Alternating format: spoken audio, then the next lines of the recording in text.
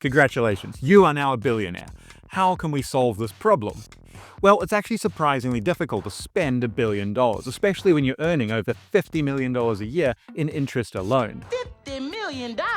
Now, before we spend it, let's review how you got it. Now, there are about 3,000 billionaires in the world, with a combined net worth of around $16 trillion.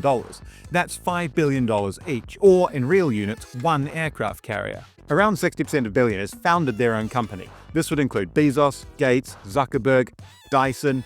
Around 10% of them earned their money through employment. So this would be Jensen Huang of Nvidia. And aside from the occasional performing artist like Tay-Tay, about 30% of billionaires have just inherited their money. It should have been me, not him! Now, there is something interesting that happens with inheritance, though. You can see first-generation inheritance, so spouse, widow, things like that. That's about $5 billion, which is our billionaire average. But there's a noticeable strong downward trend in subsequent generations. This suggests it's entirely possible to spend, lose, or destroy literally billions of dollars worth of value. Allahu Akbar. And today, we're going to find out how you did it.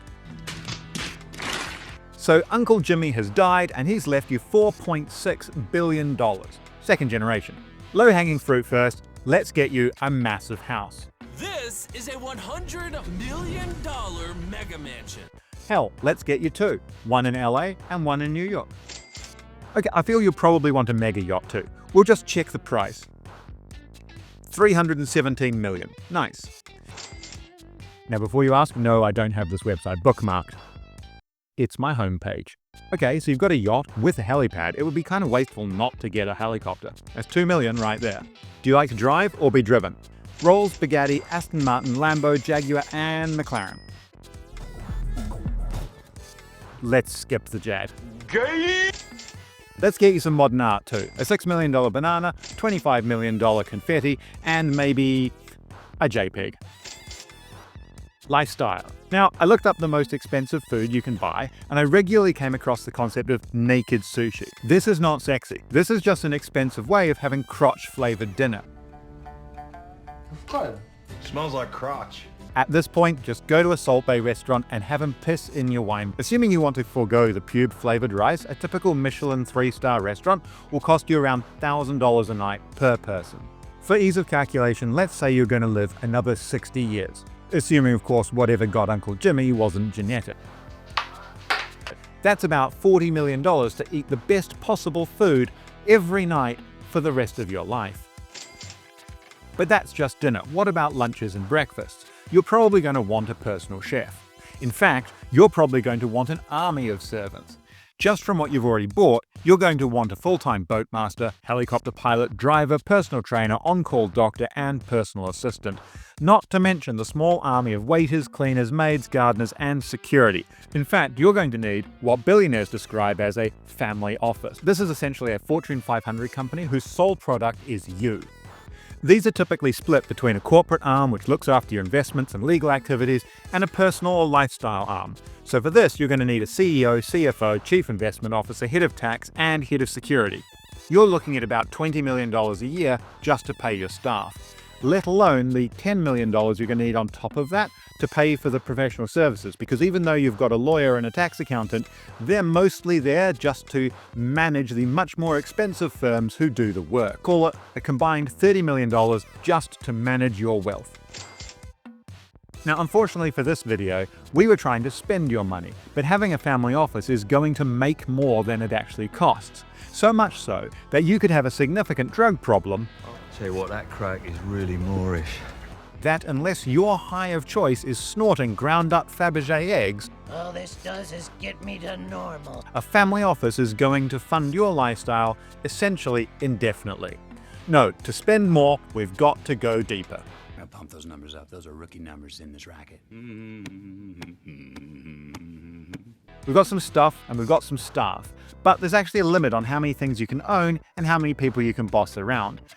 Charity and gambling, however, are essentially uncapped, and when you think about it, they're surprisingly similar. They're the same picture. You can spend a vast sum of money chasing the slim chance that you're going to have a positive outcome. At billionaire scale, charity isn't about giving money away, it's about deploying it effectively. You have such a high degree of tax efficiency, soft power, and social insulation that you're really just buying influence to push a particular agenda. And we actually have a word for people like that. So let's assume you're at least as generous as Elon Musk, and you're going to give away 3.6% of your net worth. 3.6. Not great, not terrible. In your case, that's about $165 million. And then there's just straight up gambling.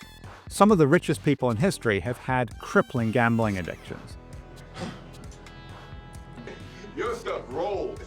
None more so than Nick, the Greek Dandalus. As one of history's most legendary high-stakes gamblers, Nick's total bankroll is a bit difficult to calculate, but conservative estimates place it at around 500 million won or lost. He died on Christmas Day, 1966, penniless and alone. Fuck. So even if you become a massive degenerate gambler like Nick, you're unlikely to beat his record. So let's record that as $500 million worth of losses over the course of your lifetime. Divorce. Now we're getting somewhere. This is easily one of the most expensive things a billionaire can do. You can be damn sure she's getting half, especially if you got married before you made your billions. You know, love is grand and divorce is 100 grand. That's the old saying. As an aside, I'm not one for the gender wars wage gap nonsense, but it is interesting that Mackenzie Scott was able to leapfrog all of the female billionaires that made their own billions just by completing her divorce from Jeff Bezos, thus becoming one of the richest women in the world in her own right. I'm not impressed. The last one, start or buy a business. This is by far the easiest way to lose billions of dollars. History is littered with larger-than-life characters with plenty of cash who are drawn to aviation. What is the fastest way to become a millionaire? Well, start as a billionaire Billionaire, socialite, politician, and sports mogul. and found an airline. The impact was devastating. There is something fascinating about watching a billionaire start a new company, though. It's like watching a toddler playing with a blender in the middle of the street. It's more a question of when, rather than if, it goes horribly wrong. And the reason for this is often the same. Sheer fucking hubris. Having succeeded in the past, often through luck, there's a common trait that they'll go in and try and brute force growth, buying up competitors and market share, establishing a very large cost base with minimal revenue. Cash was burning. A tech startup is more likely to succeed if it's being built in someone's garage than it is if it's being funded by SoftBank. Take the endless parade of tech flops and transport failures. Sometimes it works, sometimes it explodes. The collapse of the company does not seem to have dented VJ's confidence. So there we have it. You were doing fine. Even with the most lavish lifestyle possible, you were staying ahead of the curve and you were spending less than you actually inherited, which is remarkable, right up until the moment you launched that failed business. If you hadn't done that, you would have been fine. When Uncle Jimmy shuffles off this mortal coil, leaving you his $4.6 billion, do remember these tips and you should be just fine. But in the meantime, if you want to leave me in your will, that'd be fantastic. Or failing that, a like and subscribe would be appreciated too. Cheers.